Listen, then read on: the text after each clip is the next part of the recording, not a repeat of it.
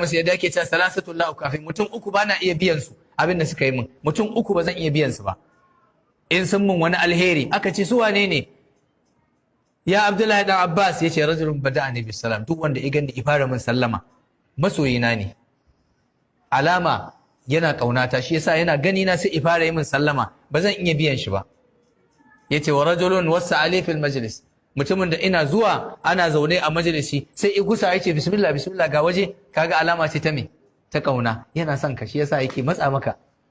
Na uku yace wa rajulun ighbarrat qadamahu fil mashi ilayya iradat taslim alayya, mutumin da ibaro inda yake har kafarsa tayi kura yazo gidana yayi sallama muka gaisa, yace wallahi na zo ne mu gaisa, na kwana biyu ban ganka ba, yace wannan ba zan iya biyan shi ba, masoyi ne ko ba masoya bane?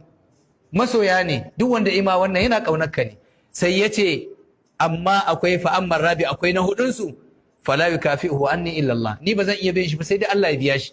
Aka ce waye? Yace rajulun nazala bihi amrun, mutum ne wata bukatarsa ta tashi, fa bata yufakkir biman ya kwana yana tunani, ni kan wajen wa zan je ya taimake ni, irin yadda muke yanzu din nan, bukata ta tashi ya kwana yana tunani, yana har ya waye gari a duniyan nan wajen wa zan je ya taimaka min. Summa ra'ani ahlan, sai tunani yace watakila na dace zan taimaka masa. Fa anzala hadi, yazo yace ga bukata, yace to babu wanda ba zan iya biyan shi ba sai dai Allah ya biya shi. Ya rasa wanda zai nema, zai ce ta tunani